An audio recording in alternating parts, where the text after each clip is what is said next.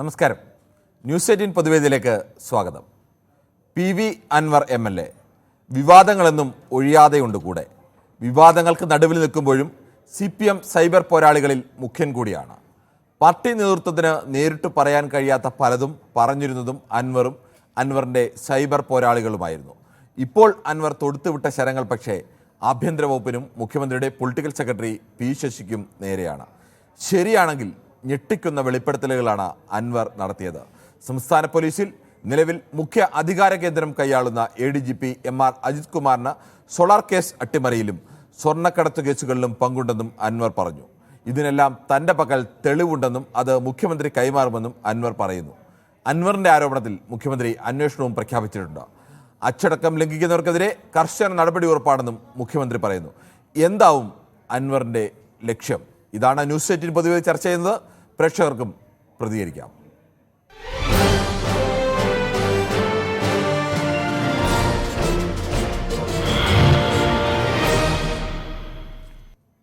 കൊല്ലത്തുനിന്ന് ശ്രീ മുരളിയാണ് ആദ്യമായി ചേരുന്നത്. ശ്രീ മുരളി, താങ്കൾക്ക് എന്താണ് തോന്നുന്നത്? ഈ അൻവറിന്റെ ലക്ഷ്യം എന്താവും? ശരി, ഇടയ മുരളി പറഞ്ഞോളൂ. സാറേ, കേരളത്തിലെ ആഭ്യന്തര വകുപ്പ് വളരെ ദയനീയ പരാജയം എന്ന് പറയാൻ ഞാൻ ആദ്യമേ സാറിന്റെ അടുത്ത് പറയാൻ ഈ അവസരം വിനിയോഗിക്കുകയാണ്. ശരി, വിനിയോഗിച്ചോളൂ.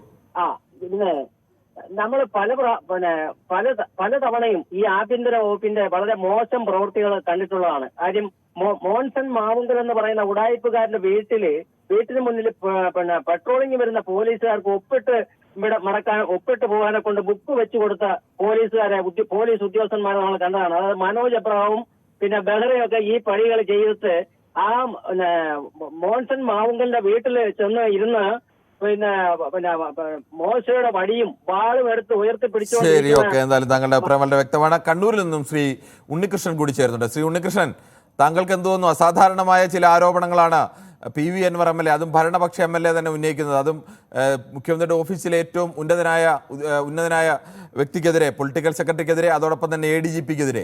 എന്താവും അൻവറിന്റെ ലക്ഷ്യം? നമസ്കാരം സാർ. നമസ്കാരം. അൻവറിന്റെ ലക്ഷ്യത്തെക്കാളേറെ നമുക്ക് കാണുന്നത് ഇങ്ങനെ സംസ്ഥാനത്ത് ഒരു സംഭവം നടക്കുന്നത് എന്നുള്ള കാര്യം വെളിയിൽ വന്നു. അദ്ദേഹത്തിന്റെ സ്റ്റിംഗ് ഓപ്പറേഷൻ എന്ന് വേണേൽ പറയാം. അത് വളരെ കറക്റ്റായിരിക്കുന്നു. തെളിവുകളുടെ അടിസ്ഥാനത്തിൽ അദ്ദേഹം പറഞ്ഞത് എന്താണേലും അത് കൊള്ളേണ്ടടുത്ത് കൊണ്ടു. അതിന് വലിയ ദൂരവ്യാപകമായ പ്രത്യാഘാതങ്ങൾ എല്ലാ തരത്തിലും ഉണ്ടാകും.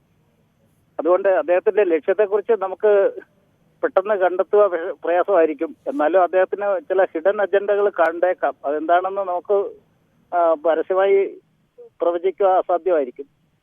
ശരി, ഓക്കെ. താങ്കളുടെ അഭിപ്രായം വ്യക്തമാണ്. ശശിധരനാണ് വയലാറിൽ നിന്നും. ശ്രീ ശശിധരൻ, താങ്കൾക്ക് എന്ത് തോന്നുന്നു? ഭരണപക്ഷത്തെ പ്രധാനപ്പെട്ട ഒരു MLA, പലപ്പോഴും സൈബർ പോരാളികളുടെ മുന്നണിയിലൊക്കെ നിൽക്കുന്നയാൾ, ഇപ്പോൾ ഉന്നം വെച്ചിരിക്കുന്നത് മുഖ്യമന്ത്രിയുടെ പൊളിറ്റിക്കൽ സെക്രട്ടറിയെയും കേരളത്തെ പോലീസിനെ നിയന്ത്രിക്കുന്ന ADGPയെയും ഒക്കെയാണ്. എന്താവും അൻവറിന്റെ ലക്ഷ്യം? നമസ്കാരം കിരൺ. നമസ്കാരം. ഇത് ഇപ്പൊ ഒരു സംശയം മൊത്തത്തിൽ വിലപ്പെട്ടിട്ടുണ്ട്. കാരണം കേരളത്തിന്റെ ആഭ്യന്തര വകുപ്പ് ഭരിക്കുന്നത് ഒരു സ്വതന്ത്ര MLA ആയ അൻവറാണോ അതോ നമ്മുടെ മുഖ്യമന്ത്രി പിണറായി വിജയനാണോ എന്നുള്ള വലിയൊരു സംശയത്തിന്. അങ്ങനെ ഒരു സംശയം വരാൻ കാരണം വർഷങ്ങളായിട്ടുള്ള കാര്യങ്ങളാണ് നമ്മുടെ അൻവർ സാറ് പറഞ്ഞത്. അൻവർ പറഞ്ഞ ആ വാർത്താ സമ്മേളനം മുഴുവൻ ഞാൻ കേട്ടതാണ്.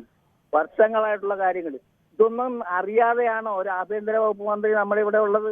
പിന്നെ പൊളിറ്റിക്കൽ സെക്രട്ടറി ഉണ്ട്, അയാളും മോശക്കാരാണെന്ന് പറഞ്ഞിട്ട് അയാളെ പറ്റി ഒരു കാര്യം മിണ്ടുന്നില്ല.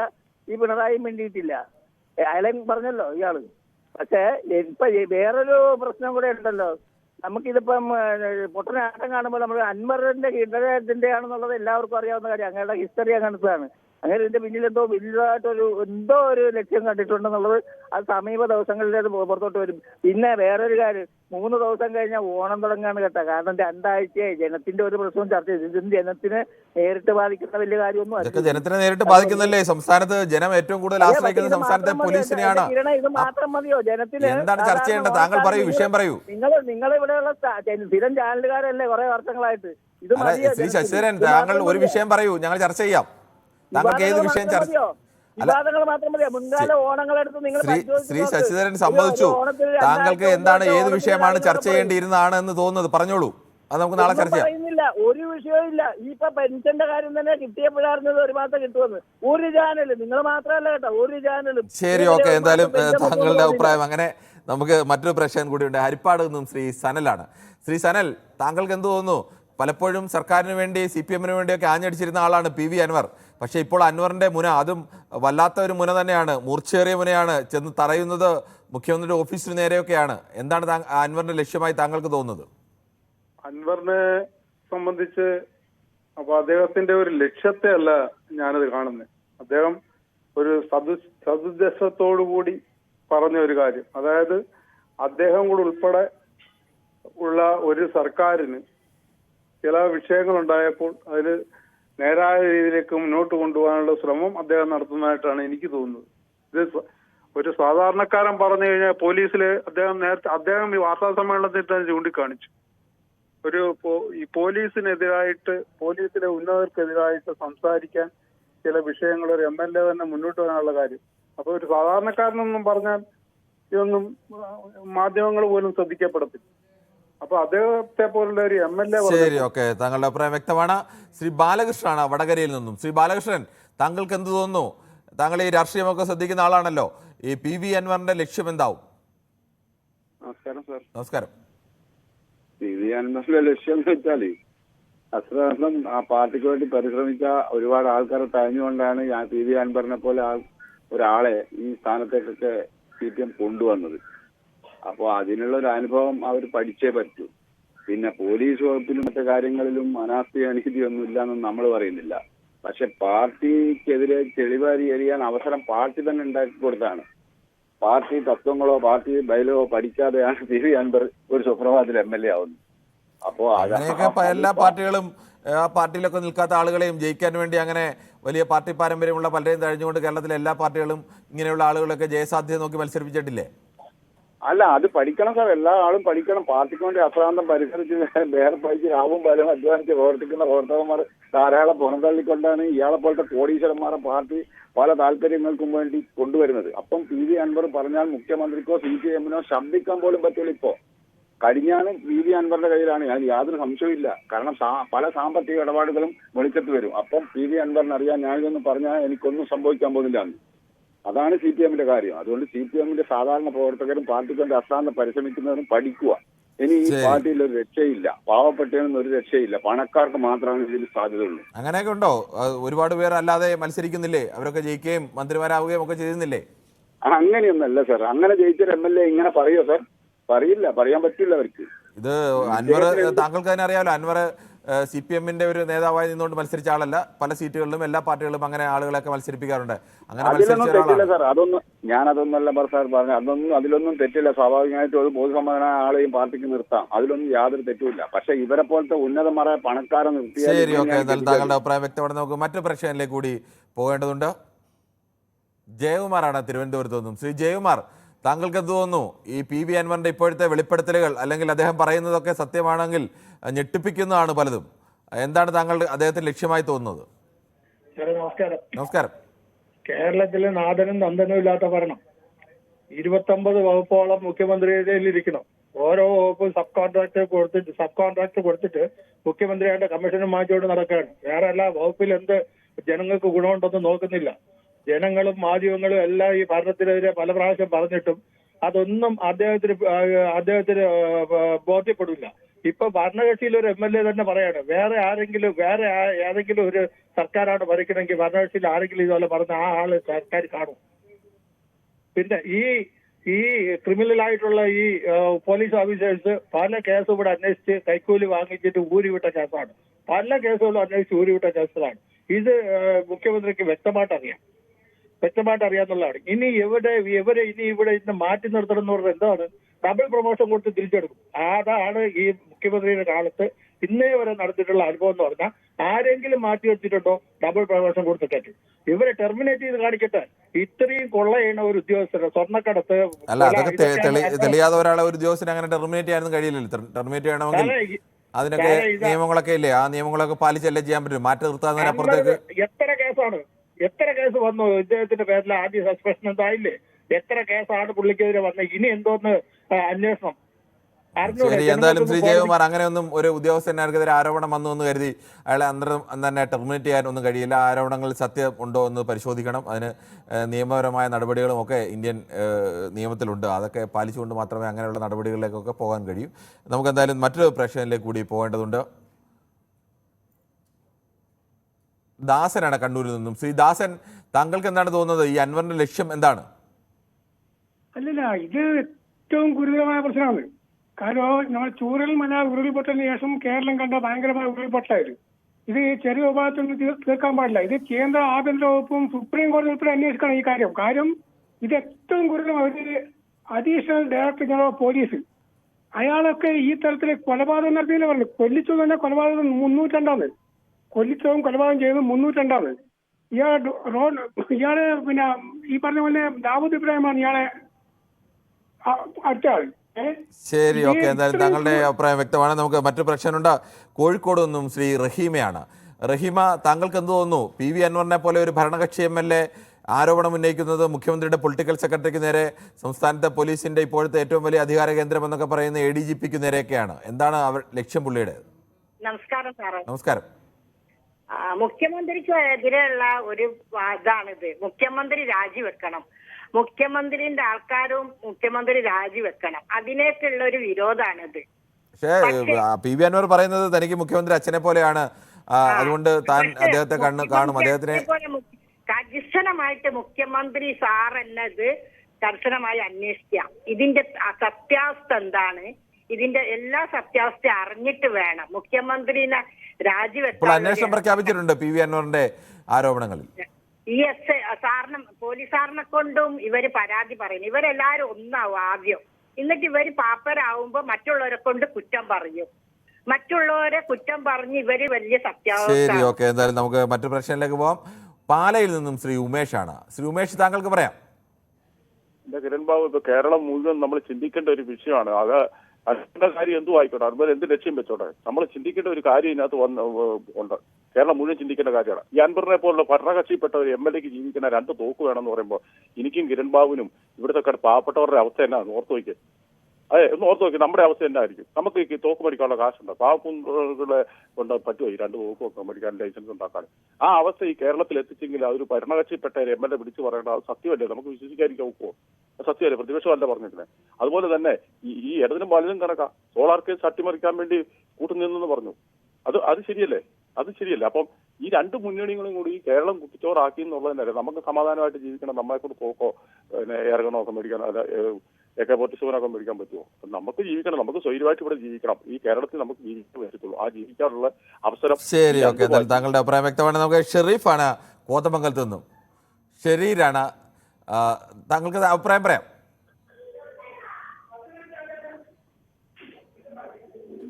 ശ്രീ ഷെരീർ, TV മ്യൂട്ട് ചെയ്തിട്ട് അഭിപ്രായം പറയാം.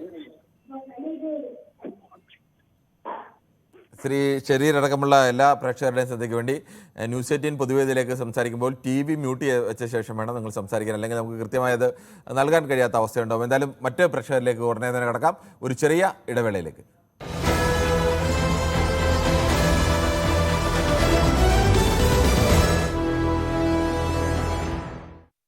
പോലീസ്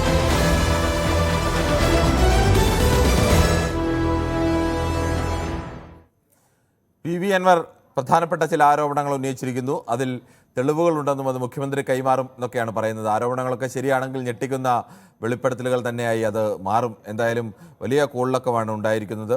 എന്താണ് PV അൻവറിൻ്റെ ലക്ഷ്യം എന്നുള്ള വിഷയമാണ് ചർച്ച ചെയ്യുന്നത്. അടുത്തത് രാജനാണ് കൊല്ലത്തുനിന്നും. ശ്രീ രാജൻ, താങ്കൾക്ക് ഈ വിഷയത്തിൽ എന്താണ് പറയാനുള്ളത്? സാറേ, ഞാൻ പറയുന്നത് മുഴുവൻ കേട്ടിട്ട് മറുപടി പറയാവൂ? ശരി, ഓക്കെ, പറയാം. എല്ലാ കാലത്തും ആരൊക്കെ ഭരിക്കുമ്പോഴും ഇങ്ങനെയൊക്കെ ഉള്ള ആൾക്കാരുണ്ട്. അവർക്ക് എല്ലാവർക്കും ഇത് ഇങ്ങനെയാണ് അവരെ ഭരിച്ചുകൊണ്ടിരുന്നത്. കരുണാകരന്റെ കാലത്ത് ജയറാം പടിക്കല്, സത്യൻ അവരൊക്കെ ഉണ്ടായിരുന്നു. രാജനെ ഉരുട്ടി കൊന്ന് എറിയുകയും മറ്റുള്ള MP-മാരെ MLA-മാരെ ഒക്കെ വരുത്തിക്കൊണ്ടിരുന്നത് ഈ കരുണാകരന്റെ സ്വന്തം പോലീസുകാരായിരുന്നു. അതുപോലെ തന്നെ നമ്മുടെ പുതുപ്പള്ളി പുണ്യാളുണ്ടല്ലോ, ഉമ്മൻചാണ്ടി ആ ISRO ചാരക്കേസ് ഉണ്ടാക്കി IG ലക്ഷ്മണയെ കൊണ്ട് അവരെ നമ്പിനാരായണനെ അടിക്കുകയൊക്കെ ചെയ്ത് അവസാനം കേരള ഗവൺമെന്റിന് 50 ലക്ഷം രൂപ കോമ്പൻസേഷൻ കൊടുക്കേണ്ടി വന്നു. ഇവരെല്ലാം ഇത് തന്നെയാണ് ചെയ്യുന്നത്. ഇവിടെ സംഭവിച്ചത് പിന്നെ പിണറായി വിജയൻ അറിയാതെ ഒരു ഗ്രൂപ്പ് ഓഫ് കോക്കസ് ഉണ്ടായി, അത് തല്ലിപ്പൊട്ടിക്കുകയാണ് അൻവർ ചെയ്യുന്നത്. അത് നല്ല കാര്യമാണ്. അപ്പൊ താങ്കൾ പറയുന്നത് ഈ UDF-ന്റെ കാലത്തുണ്ടായതുപോലെ ഇപ്പോൾ ഈ കാലത്തും അങ്ങനെയൊക്കെ ഈ പോലീസിനെ ഉപയോഗിച്ചുകൊണ്ടുള്ള ഇത്തരം പരിപാടികൾ ഉണ്ടെന്നാണോ?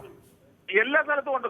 മഹാരാഷ്ട്രയിൽ കണ്ടില്ലയോ, കോൺഗ്രസ് ഭരിച്ചുകൊണ്ടിരുന്ന കാലത്ത് 100 കോടി. നമുക്ക് തൽക്കാലം മഹാരാഷ്ട്രയിലേക്ക് പോകണം, നമുക്ക് കേരളത്തിൽ തന്നെ നിൽക്കാം. അല്ല, ഞാൻ പറയുന്നത് എല്ലാ സ്ഥലങ്ങളിലും ഉണ്ട് ഇതുപോലത്തെ പുഴുക്കുത്തുകൾ. അവരെ ക്ലിയർ ചെയ്യണം സാറേ. ശരി, ഓക്കെ, എന്തായാലും നല്ല കാര്യം. നമുക്ക് മറ്റൊരു പ്രേക്ഷകനിലേക്ക് കൂടി പോകേണ്ടതുണ്ട്. നൗഷാദാണ് കൊല്ലത്ത് നിന്നും. ശ്രീ നൗഷാദ്, താങ്കൾക്ക് എന്താണ് തോന്നുന്നത്? ഈ അൻവർ ഇതുവരെയും പറഞ്ഞുകൊണ്ടിരുന്ന രീതിയിലല്ല, പെട്ടെന്ന് തന്നെ ഭരണപക്ഷത്തിനെതിരെ, അതും പ്രത്യേകിച്ച് മുഖ്യമന്ത്രിയുടെ ഓഫീസിനെതിരെ ഒക്കെ അതീവ ഗുരുതരമായ ആരോപണങ്ങളാണ് ഉന്നയിച്ചിരിക്കുന്നത്. സാറേ, ഞാൻ പറയാൻ പോകുന്നത്, ഈ നമ്മുടെ പാർട്ടി അധികാരത്തിൽ ഏറ്റവും കൂടുതൽ MLA-മാരുള്ളത് കൊല്ലം ജില്ലയിലും തിരുവനന്തപുരം ജില്ലയിലും ആലപ്പുഴ ജില്ലയിലും. സാറും ശ്രദ്ധിക്കണം. ഹലോ, കേൾക്കുന്നുണ്ടോ? അതെ, കേൾക്കുന്നുണ്ട്, പറഞ്ഞോളൂ. പാർട്ടിയുടെ ഭരണം മൊത്തം അല്ലെങ്കിൽ ഒരു ലോബി കളിക്കുന്നത് കണ്ണൂർക്കാരാണ്. നിങ്ങൾ നോക്കിക്കോ, കണ്ണൂരിലും എത്ര പേര് പോളിറ്റ് ബ്യൂറോയിലുണ്ട്, എത്ര പേര് മന്ത്രിമാരുണ്ട്, എത്ര കേന്ദ്രമന്ത്രിമാരുണ്ട്. അതായത് കേരളത്തിന്റെ പ്രധാനപ്പെട്ട എല്ലാ അധികാരങ്ങളും ഉപയോഗിക്കുന്നത് ഒരു കണ്ണൂർ ലോബിയാണ്. ആ കണ്ണൂർ ലോബിയിൽ ഒരു പ്രധാന കണ്ണിയാണ് P. ശശി. മനസ്സിലാക്കൂ ജനങ്ങള്. അത് കൊല്ലം ജില്ലയിലെയും തിരുവനന്തപുരത്തെയും ആലപ്പുഴ മറ്റു ജില്ലകളിലെ ആൾക്കാർ നോക്കണം. ഏറ്റവും കൂടുതൽ CPM-ന് MLA-മാർ ഉള്ളത് ഈ സ്ഥലങ്ങളിൽ നിന്നാണ്. കണ്ണൂരിൽ ഒരു 3 MLA-മാർ മാത്രമേ ഉള്ളൂ CPM-നുള്ളൂ. പക്ഷേ പാർട്ടിയുടെ പ്രധാനപ്പെട്ട എല്ലാ അധികാരങ്ങളും ഉപയോഗിക്കുന്നത് കണ്ണൂർ എന്ന് പറഞ്ഞ ഒരു മാഫിയ തന്നെ ഉണ്ട്. അതിലൊരു പ്രധാന കണ്ണിയാണ് ഈ പറയുന്ന ശശി. വല പെണ്ണുവാൻ കേസിലെ ഇയാൾ 1ാം പ്രതിയാണ്.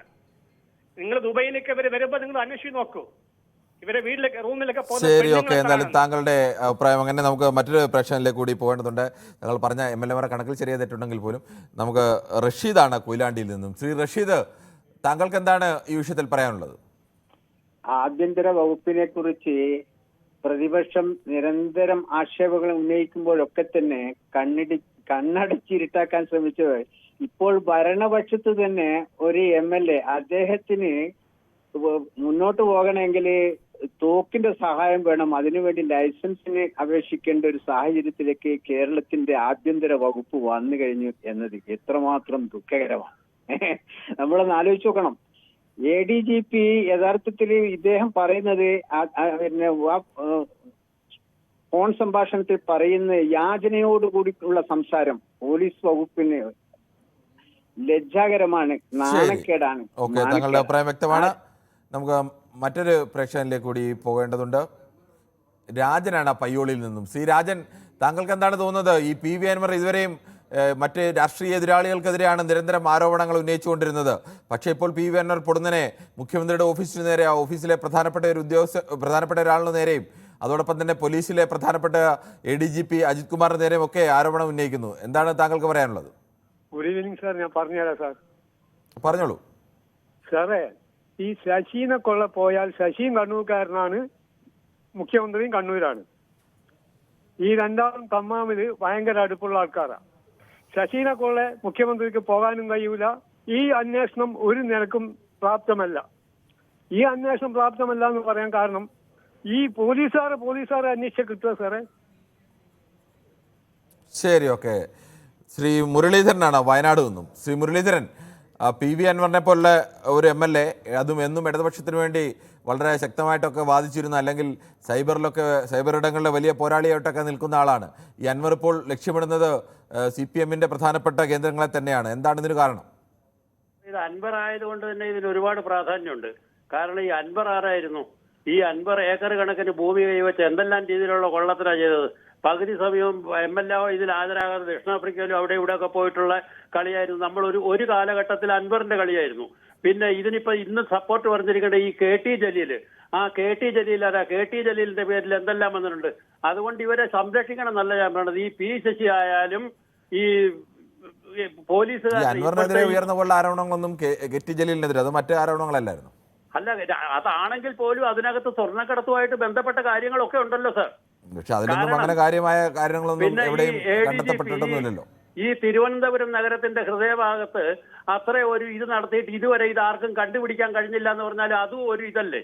അപ്പൊ ഇവരൊക്കെ ഒരു കണ്ണിയാണ്, പരസ്പരം ഇങ്ങനെ ഏറ്റുമുട്ടുന്ന, ഈ കൊള്ളക്കാർ തമ്മിൽ ഏറ്റുമുട്ടുന്ന ഒരു രീതി മാത്രമേ ഇതിനകത്തുള്ളൂ. ശരി, ഓക്കെ. എന്തായാലും താങ്കളുടെ അഭിപ്രായം. അങ്ങനെ നമുക്ക് പള്ളുരുത്തിൽ നിന്നും ശ്രീ ഡേവിഡ് വിജയ് കൂടി ചേരുന്നുണ്ട്. ശ്രീ ഡേവിഡ് വിജയ്, പറയാം. ഞാൻ പറയുന്ന അഭിപ്രായം ശ്രദ്ധിച്ച് കേൾക്കണം. ഇത് കേൾക്കുമ്പോ എനിക്ക് ഓർമ്മ വരുന്നത്, ഞാൻ 70കളുടെ അവസാനത്തിൽ 77 കാലത്ത് ബോംബെയിലുണ്ടായിരുന്നു. ശരി.